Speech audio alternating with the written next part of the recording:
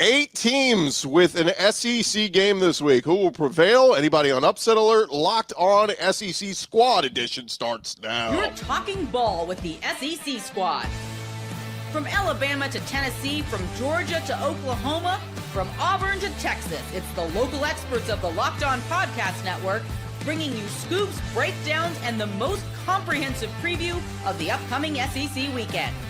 It's the SEC Squad, and we have a seat for you. Hurt feelings and thin skins are prohibited. Squad up, you're part of the SEC Squad. Welcome into the SEC Squad. Sit back, grab your favorite beverage, and join us as we get you ready for another week talking all things SEC. Today's episode brought to you by FanDuel. Football season is here. Visit the FanDuel app today and start planning all of your bets for this weekend. Let's welcome in our panel as we got a loaded one this week. We've got Jay Smith, host of Locked On Sooners. We got Zach Blackerby, Locked On Auburn. Corey Burton of Locked On Vandy. Stephen Willis, Locked On Ole Miss. John Neighbors, Locked On Razorbacks. Chris Marler, Locked On Gamecocks. Jimmy Stein, Locked On Bama. Eric Kane, Locked On Vols. And Brad Kellner, Locked On Longhorns. I'm Chris Gordy, Locked On SEC. And gents, we do it every week. We're out about this time. Let's start with you giving me a prediction for your team this week. Doesn't have to be a score prediction, but just what you think's going to happen. A certain running back going to go for 100 yards, whatever it is, just throw it out there. Jay, let's start with Oklahoma. That's going up to Temple for some weird reason. Little history on that. That was actually scheduled when Matt Rule was the head coach at Temple. Yes, that long ago. And somehow it finally came to fruition. So they did a home and home. I know it's weird, right? But Rule was doing good things at Temple, but I digress. For us, I think in this game, we'll finally get a 100-yard runner because we haven't had one yet. I think we'll probably do that this game.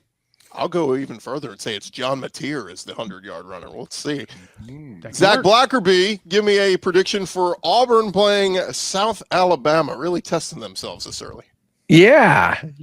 I'll say a big game for Cam Coleman. They've kind of been spreading it around a good bit. I think we see a season high for Cam Coleman.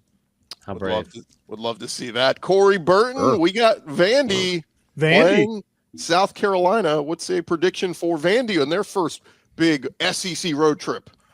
Streak snapped. I called that shot about a month ago with Chris Marler on the crossover. Diego Pavia is going to have a big game. So that's my prediction. I'm sticking with it. Love it. Not going out on a limb there. That's not crazy to see. Not a crazy limb. Yeah, no. Just Stephen Willis, your Ole Miss Rebels eked out a win last week against the Lexington Kentucky Wildcats. How about Ole Miss against Arkansas? Austin Simmons will not throw 2 first-quarter interceptions in this game. That is my prediction. That's a good one. He's done it in each of his first 2 games this season. Pretty bold at this rate, yeah. So I like it. That would be good for them. God, I hope he does. I hope he does it. John Neighbors, you do. You got a chance to make a joke here, John, and make a prediction of Austin Simmons. But give me a prediction on Arkansas. Well, I think Ole Miss is even more overrated than the Grove itself. So it's going to be a pretty interesting matchup. And I think Taylon Green is going to start his Heisman campaign against the Ole Miss Rebels this Saturday. Wow. Okay. I like it. Not crazy to think. Chris Marler, Locked On Gamecocks. Not crazy to think. No. Hey, Zach, shut up and let's move on instead of starting. I like you. To say not crazy to think? We'll get in a second. If they go on a run, Taylon Green's talented. Look, I'm a Taylon Green fan. I'm picking y'all this weekend, John. I'm not hating. But to say not crazy to think? So weird that Zach's name must change to Chris Marler since I was asked the question. But anyway. I want to be you so bad. Bold prediction. Yeah, so many people do for sure. Bold prediction for this weekend. I think that Diego Pavia comes back down to earth, and I think it looks a lot more similar to last year in the 28-7 win against Vanderbilt that South Carolina had a year ago. I'll give you a prediction for your game, Marler. I didn't ask for it. I'm good. Vandy doesn't punt to Vakari Swain. Stop kicking to that. I'm going to talk about that in the next episode here. Don't ask him. Don't ask him about it. Jimmy Stein, prediction for Bama. Man, yin and yang. We saw a terrible Bama team. We saw a great Bama team. Now they get Wisconsin. Yeah, I think week 1 was a massive underwhelm. Week 2 was a massive overwhelm. I think week 3 is just going to be a whelm. just right in the middle. The line is around 20. I think Alabama wins a boring game by about 20 with Ryan Williams coming back from concussion for a big play. I hadn't seen a big play from Ryan in quite a while. He missed out on all the 73-point fun last week. I think Ryan gets on the board with a big play on Wednesday. Alabama wins right around the number. Is it at Alabama? Yes. Yeah, the cover athlete of the NCAA football video game. Need to see Ryan Williams go off here. Eric Kane, your Vols getting Georgia in town. Give me your prediction. Prediction here, Gunnar Stockton is about to get rattled early in this football game. First true road starts. He's actually kind of played a lot of football, but it's been an SEC championship game. It's been in the college football playoff. It's been at home, never on the road, and obviously never in the SEC. So I think the defense gets after him. I think the Neyland effect takes over. I think that's imperative for Tennessee to pull off this upset. That line's trickling down, though, but give me Gunnar Stockton getting rattled early in this football game. Go Dogs.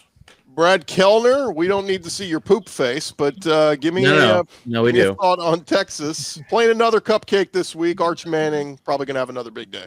Well, my big prediction is Steve Sarkisian won't bring up the faces people make when taking a dump in his post-game press conference. Obviously, he did that in Monday's presser, but I think after the game on Saturday, he's going to refrain from any comments like that. So that's my bold call, Gordy. I saw Marlo's reenactment of that video before I saw the actual video, and it was incredible. Check it out on the interweb. So good. Spot on, dude. I would love to hear the odds on whether he brings it up or not, because everyone loves a callback when it comes to comedy. And I think it was a weird joke because he didn't land, but he was like smiled like it did. He's like, got him. Like, what? Got him. No. He was proud of that. I think the easy response is Art hurt? No, he's fine. He just made a weird face on one play. It's fine. But instead, does anybody come look at you when you're in the bathroom? Like, what are you talking about? I don't know. I watched you poop last night. I mean, I would never do that. Okay, Steve. It was bizarre. It was bizarre for sure. It was about the weirdest answer I've ever heard a coach give. Coaches always defend. No, I don't think it's anywhere near as weird as Baylor's, as Dave Aranda talking about throwing exactly midgets. what I That's probably the weirdest I think I've ever heard in my life. All right, I was going to say from Steve Sarkisian at Texas, but yeah, no. Anytime you bring up midget throwing, that's going to take the cake over anything else. What's going on at Texas with these Texas coaches? You wouldn't get it, Zach. Nobody messes with that state. Hey, nobody's asking about Arch Manning being injured. Maybe after that, I mean, so maybe that was the point. Yeah, that's true. Good call. We completely missed it. Yeah. Fellas, let's jump into it because we've got so many games to preview this week. So let's do one of the SEC matchups here. I want to start with Arkansas at Ole Miss because to me this could be the most entertaining game in the SEC because in recent years it has been the most entertaining. These teams for some reason have weird things happen. So John Neighbors, start with you, man. Give me your thoughts, your feelings. What are we feeling right now? Oh, God. Well, considering this is probably going to be the only time this season that I can go into a game feeling good and talk a little trash with it because I never have fun during these things during the middle of the season. So I'm just going to go ahead and say that this one is always drunk. We never know what to expect. And last year even, Ole Miss came to town and set every single offensive record known to man on Arkansas on their home turf. And I think Sam Pittman is nice of a guy and everyone loves him. You can tell in the press conference this week, he's taking this one a little personally, maybe not so much about last year and the way things went, but about the players that left him, like Patrick Kudus, like Luke Has, like Jalen Braxton, that are all playing for Ole Miss this year. And so, I mean, listen, if you told me this game was going to end in a final score of 58-56 in regulation, I wouldn't be surprised. But if you also told me it was going to end 17-13, wouldn't be surprised. You never know what's going to happen in this game. But what I do know is that Arkansas's offense is going really well right now. I know they haven't played high-level competition, but all things considered of what previous years have gone for Sam Pittman in these non-conference games against lesser opponents, you got to feel at least a little bit good about the Razorbacks. And to me, if they win this game, it really gets everybody on board to maybe think this is a good season. But if they lose this game, then I think people are just going to be, hey, you are who we thought you were. It is a road game, Vaught Hemingway Stadium. Stephen, what's the vibe on the Ole Miss side?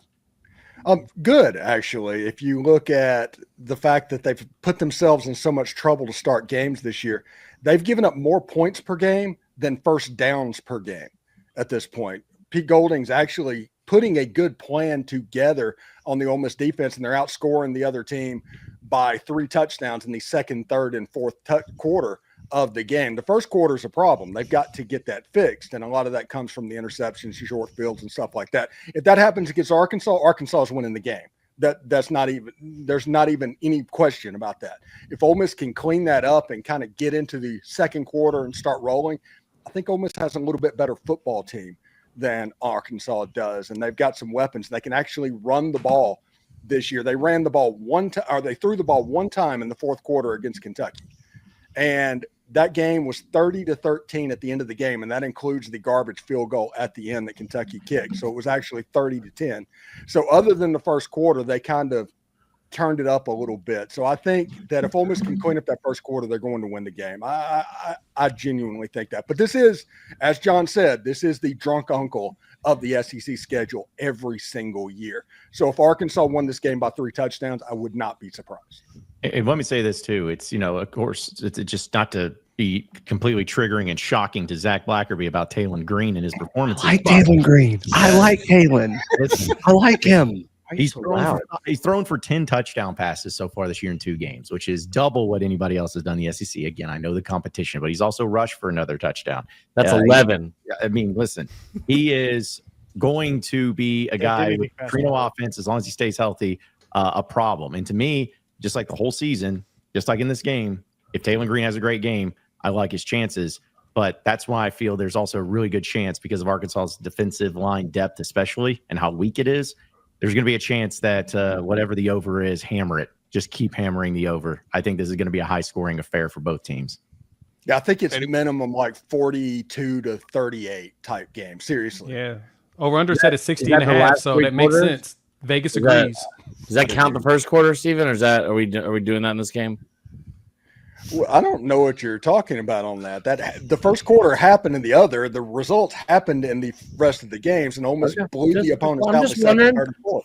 We will deal with that whenever South Carolina comes to Oxford. We'll talk about it. I'm sure they're shaking their boots in front of those 58,000 Vineyard Vine mannequins come to life in Oxford, Mississippi. Cannot wait to see it. They were shaking their boots whenever they getting thrown in the hedges at Willie B. Whenever Ole Miss went the last time. But hey, we'll talk about that later, Marler. It's all. I can't wait. Let me have the game for a chance. There's one game. It's everyone. I'm verbally arguing with everybody. Why must we overlook Arkansas like this? So much disrespect. Yeah. Come on.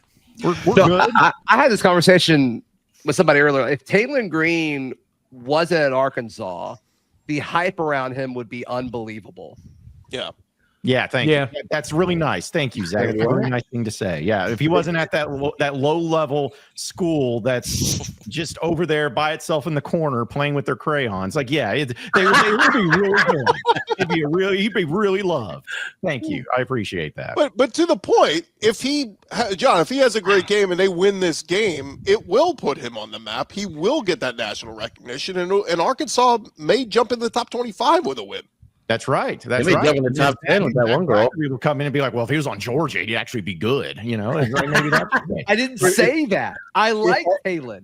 What do you mean? If Arkansas won this game, they got a shot against Notre Dame in 2 weeks to completely put Taylon Green in the Heisman conversation. I mean, that's what everybody's saying. If he wins this game and then beats Notre Dame, yes, Taylon Green is absolutely in the Heisman conversation. Real quick, guys, because we got more games we got to jump to. Real quick, show of hands. Are you picking Arkansas to pull off the upset?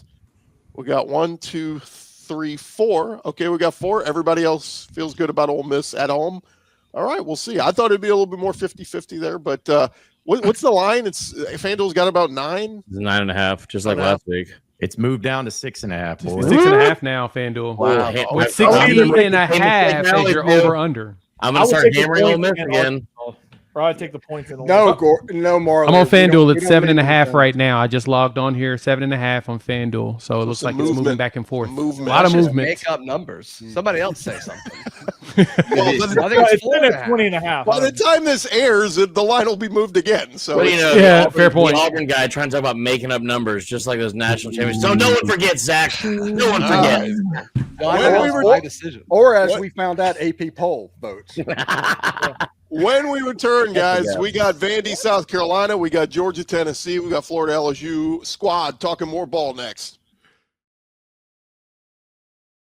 Back to the squad show in just a second, but it is almost the weekend. It's time to look back and crown this week's MVP on Who Delivered, powered by DoorDash. Just like you can win every Saturday with DoorDash Streaks, saving more every time you order. These players delivered when it mattered most. Let's break it down. And for this week, we're going with Diego Pavia of Vanderbilt. Delivered in a big way against Virginia Tech last week. Second half, just blowing them out in their house. When the pressure was on, Pavia came through, no hesitation, no delay. And if you've been watching week after week, his performance wasn't a fluke. Diego Pavia is on a streak. And just like Pavia delivered for Vanderbilt, DoorDash delivers your Saturdays with DoorDash Streaks. You save every Saturday you order, stack it up all season, and you could save up to $250, including $100 in DoorDash credits. Order this Saturday, keep the streak alive, fuel your game day. Only with DoorDash. Terms apply. Promo period through 11/18. SEC squad show rolled along here, fellas. We are full on into it. We got some more SEC games to get into and dissect. And we got our Vandy host, we got our South Carolina host. So let's get into this one, fellas.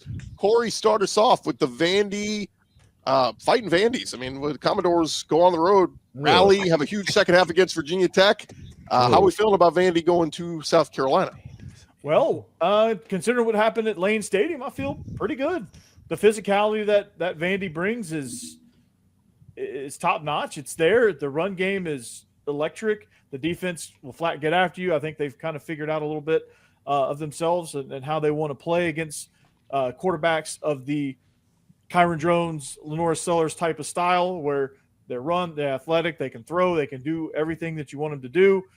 They've got a good plan. They've got a good offensive plan. I feel really good about what this game is going to offer. I really feel good about the chances. I called my shot a month ago.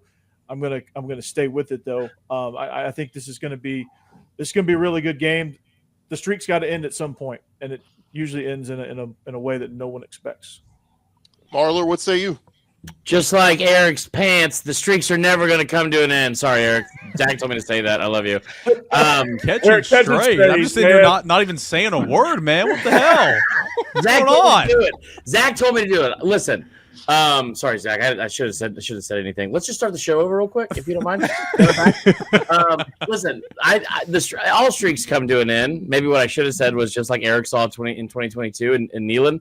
But I would also that would have been better. I also say my daughter and Corgi is in front of me right now, so I'm not going to address what I want to address, which is you just comparing Kyron Drones to Lenora Sellers because style, not ability, style, the way they play.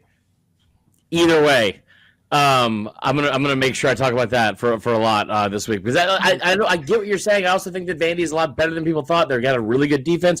I said this all day on Sunday. Good teams and good coaches do one thing a lot of the times consistently, and that's make adjustments at halftime. Vandy not just came out and outscored that team by 34 points in the second half. Steven, you love a half versus a full game.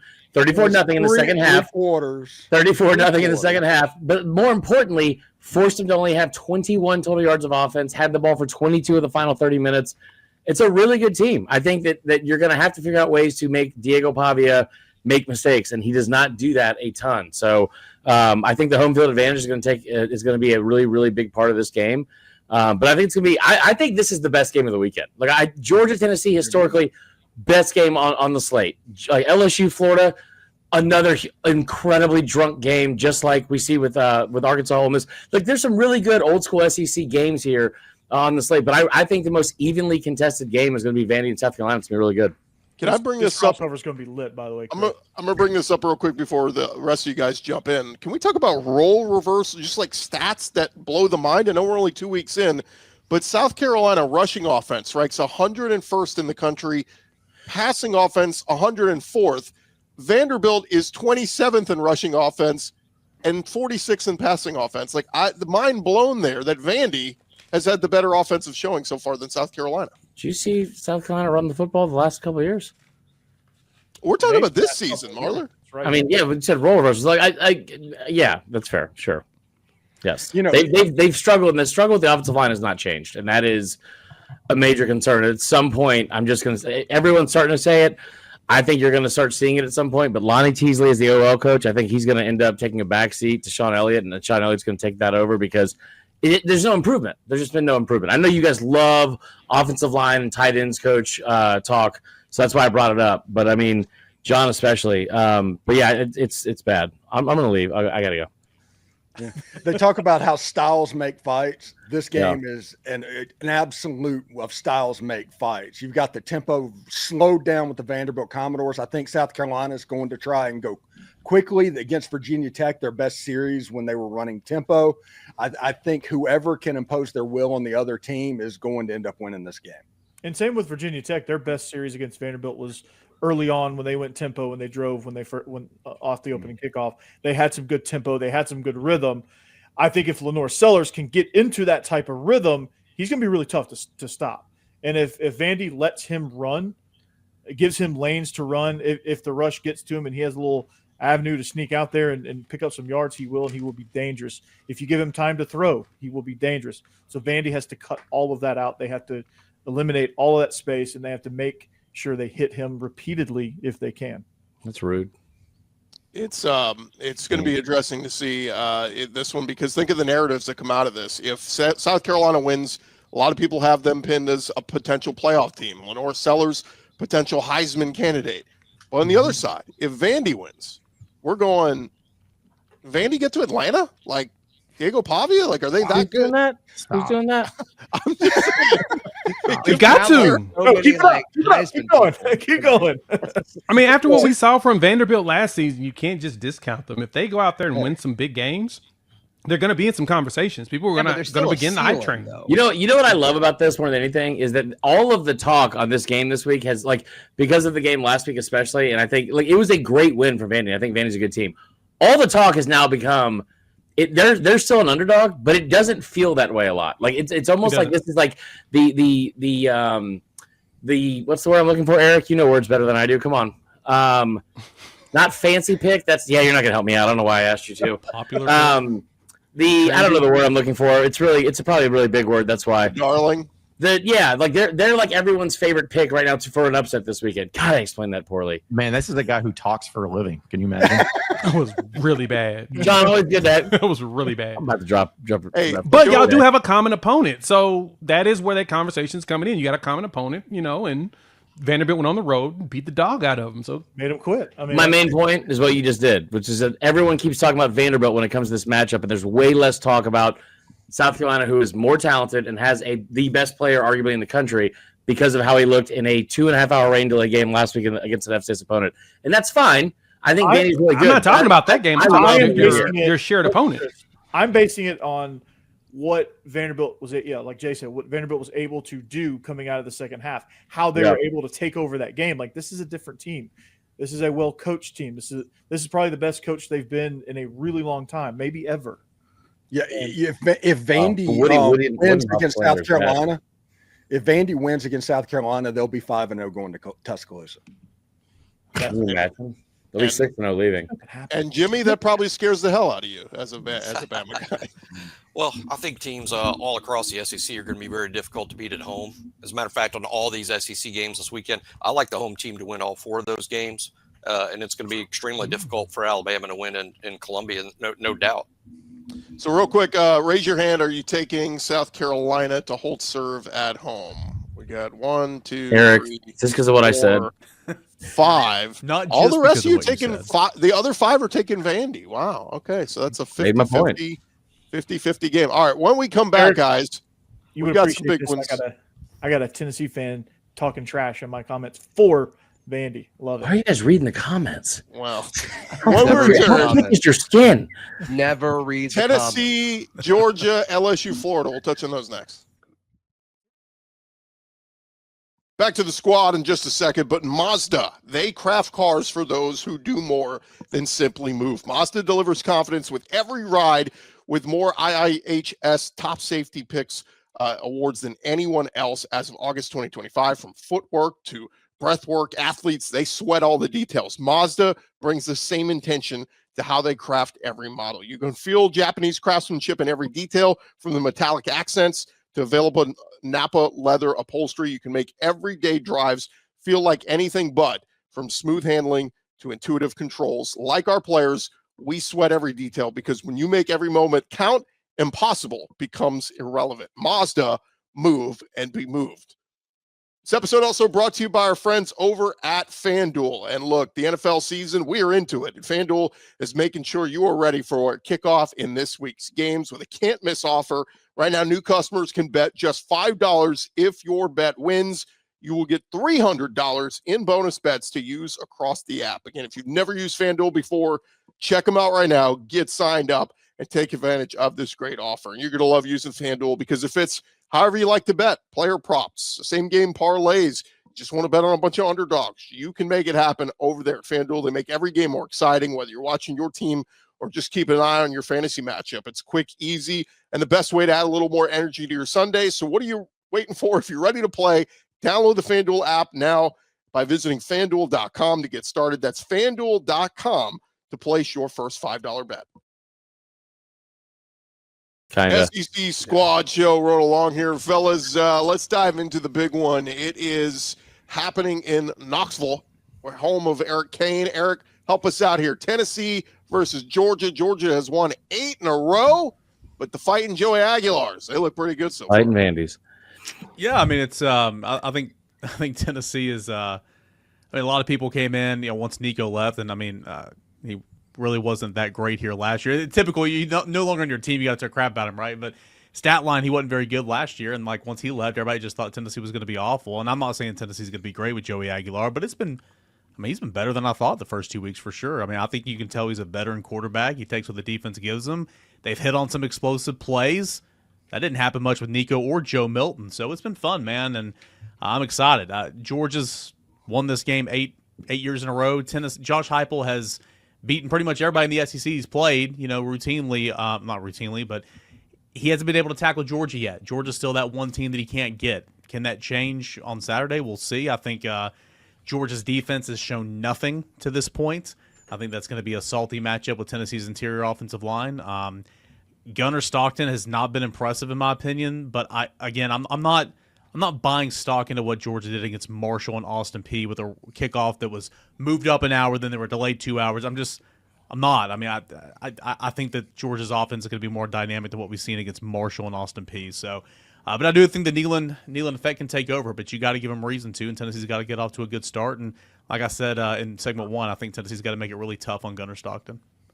Yeah, I kind of was on. Hopefully, everybody understands I was on record saying that I thought that Tennessee would be better with Joey Aguilar than you were. I remember.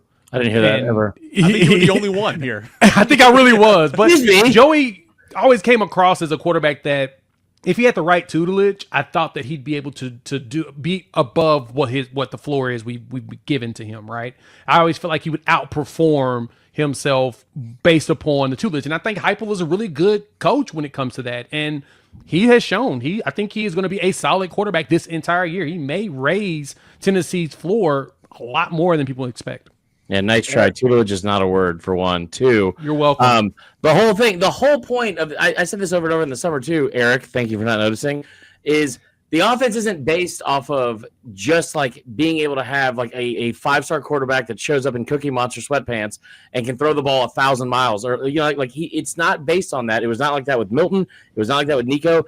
All you need to do is have somebody be accurate on deep balls, 20 and 30 plus yards on the field. And Aguilar, even without a lot of help from his receivers so far, he's been that. So, yeah, 73-yard bomb to Braylon Staley against Syracuse, a 53-yard touchdown to Mike Matthews against the East Tennessee State. Now, I will say that one, it was one of those like, I'm getting pressure, let me just throw it up to my guy and he'll come down with it. I mean, against Georgia, KJ Bolden back there, I mean, that's going to be more difficult. But to your point, I mean, he's deep ball accuracy was kind of his thing, coming into Tennessee. That was kind of what he was known for a little bit. Yeah. That was a plus part of his game, and so far here in the early going, it's been nice. And you're gonna have to hit on a couple of those against Georgia. I mean, I think that Tennessee is obviously gonna have to make some plays. I think Tennessee's they ran the football finally in this series. Could not run the football at all in this series until last year. Tennessee ran the football well, but couldn't defend the middle of the field, and so Carson Beck tore him apart. And I think Mike Bobo, I think Georgia in general is just gonna look at what they did last year and try to duplicate that.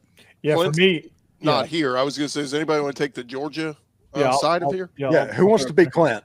Who wants to do a Clint impression? I'll try to do my Brandon, best. let me tell you something. He'll change his mind 5 minutes after he says anything. So I'll do my best. Here we go. say something, and then 5 minutes later, say the total opposite. It'll be fun. So, Eric, I think with these two quarterbacks, I think honestly, this is going to be the chance for them to really. It's going to be a huge test for both of these guys reading these upper. Like I think Tennessee's going to throw a lot at them. I think Georgia's going to throw a lot at Aguilar, and there's going to be a lot of confusion there. I think this is going to be relatively low scoring because of the defenses and how they play against each other. I think the under. I like the under. Yeah, I like the under, and both these quarterbacks. It's going to be, who doesn't make that back-breaking mistake, because both quarterbacks are going to make some mistakes. They're going to each one of them are going to turn the ball over. It's going to look rough at times for both quarterbacks. It's going to be which one doesn't make that just awful back-breaking mistake. And I think too, I was talking about this with Gordy earlier. Like in this matchup, man, like Kirby, so good with his corners don't ever get called for PI. Yeah. Like they are so physical, especially playing press man. Tennessee's wide receivers have gotten whipped in this series. We're just whipped. Can that change this year? Can Mike Matthews, who is could play safety in the SEC, is his physicality enough to win some of those battles at the line of scrimmage and go make some plays for Joey Aguilar? In 23 and 24, Tennessee's wide receiver, 22 specifically, Tennessee, great season. It was like 1 versus 3, whatever it was, go down to Athens and Tillman and Keaton and High. They just couldn't get off the line of scrimmage, right? So that is an individual matchup out on the perimeter that I'm watching because it's been one-sided the last couple of years. It rained that year, which is like really unfair for Tennessee. So And another thing, whenever Lane Kiffin used to go up against Alabama, I always used to say, don't get beat by the numbers on the side of the helmet before you even make a play. Mm-hmm. Tennessee has to worry about the G on the side of the helmet and get through that first. If they can do that, they have the talent to beat Georgia. The big thing, I think, Eric, we talked about this the other day. You and I were talking about it off air when we were getting frozen yogurt the other day, unlike you and Gordy's phone call. And what I was going to say was they've scored first in this game every year under Heupel. 4 straight years, 5 straight years in the series. And then something happens, whether it's adjustments, whatever, they kind of fall apart. Like it happened last time they went to Neyland, broke off a long run, I think, in the first play of the game or something like that. So, right. Yeah, so they just need to figure out how to be more consistent. Like you don't even need them to score first. You need them to score consistently throughout the game, which sounds so stupid and elementary, but under the tutelage of all the people that are tootling, like that's what you got to do, right, Jay? I know it's only been 2 weeks. It's only been 2 weeks, but Georgia total defense 8th in the country. Tennessee total offense 2nd in the country. That's awesome. So it's good on good. We'll see. Quick raise of hands. Who's taking the Georgia Bulldogs on the road? 1, 2, 3, 4, 5, 6. I love that. What is that? 3? I like it. I'm taking Tennessee at home. I'm taking all these SEC teams at home. I just need Tennessee to win, so that way Tennessee's longest losing streak against an SEC opponent becomes Arkansas. That's all I really care about. Good stat there. Real quick, guys, let's hit on some of the other games here. How about LSU Florida? This one certainly lost its luster after Florida loses to USF, but I still think a very dangerous Florida team that, look, if they can find a way to go to Death Valley and beat top 10 LSU, I think you get buy-in back from the fans there in Florida Nation. This game just screams Florida's going to go down there. It's going to be a possession game in the fourth quarter. Like they're going to lose, but it's going to show everybody like, oh yeah, we're Florida. We have good players too. We have our quarterback's got a high ceiling, all that, and more. After you're losing to USF a week ago, I think they're going to lose. I think it's going to be close. I think that it's going to be one of those remind you who's on your schedule type game, and that being Florida. Yeah, I think LSU wins at home, but Florida makes it close, and I think similar scores. I wouldn't be surprised if any of these 4 games is separated by more than 7 points, including Florida at LSU. Is LSU actually down their center this game? He's day to day, so they don't know if he's actually going to play or not. But it's not. There's like reports that it's going to be a tightrope. What's it called? Tightrope surgery or whatever it was that Tua had that one time. Like it's not that. Cedric Tillman had that. He was out.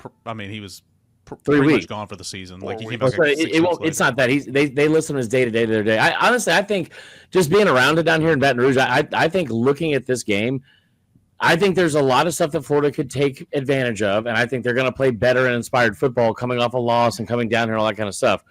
I also think we haven't seen the best version of LSU with the receivers being as explosive as they could be. There's only 3 pass plays over 20 yards or more this season. I think that changes. I think that this gets back. Like this is also a revenge game for LSU, right? And I think that we see more of the explosive plays in the offense. They're down a tight end because Trey'Dez Green's going to be out. I like the fact they got Donovan Green from A&M. But the one place they have no questions about at all right now is the defense. And that's kind of crazy to think about where this LSU team is. And they really don't have any question marks in the secondary. That secondary is legit. I think Lagway gets picked off at least twice. I think Florida wins. Wow. John, shut up. Just shut up. Of those 4 games, guys, which one would you take the best? Which one's the best quarterback matchup of the 4 SEC games? This is a simple. Don't overthink it. This is a very simple answer. I mean, it's got to be. It's definitely Florida, Vandy, South LSU, right? Carolina. Yeah. Yeah, Bama, Wisconsin. I don't know. UTEP's got a former 5-star with Malachi Nelson going up against the 5-star and Arch Manning. So Right, you're so Those 5 stars. That's a good point. Right. 5-star versus 5-star. I saw Malachi Nelson poop one time in the 3rd grade and has changed my entire opinion on him as a person. Can you get? I'll never be the same, brother. Can we give an impression of the face you saw? Dude, that was... I don't know. I don't sit here and watch Malachi You show the Nelson strain. sit down to pee. No, what? Sark, what? Oh, he sits to pee now too. It's way more convenient and healthy for you, okay? Some of you guys don't have a prostate. Anyway, I think the best one is Sellers and Lagway. But I will say I think not Lagway, Sellers and Pavia. But I also think that that game in what do you call it, in Death Valley is going to be pretty good too, because I think Nussmeier, we were like, dude, he's second to last in the SEC in yards per attempt. Like, that's not what we expect out of this offense. I think all that changes. Yeah, really. Thanks, Lane Kiffin, for having a crappy quarterback, because it could have been Arkansas and Ole Miss. Could have been. It's true. Should have been. Hey, But That's going to be a watching good one. I watched the Giants the other day. The light Jackson has to Dart- come on. It has to come was on. doing nothing. He, could have played in this game. What about the other big game, guys? We didn't even touch on. It's Texas A&M at Notre Dame. Oh yeah. Does Wow. anybody? We haven't, have we? Does anybody have vibes in this one? Are you look Irish looked Wait. okay, but Catholics versus the Colt. Texas A&M is in the conference.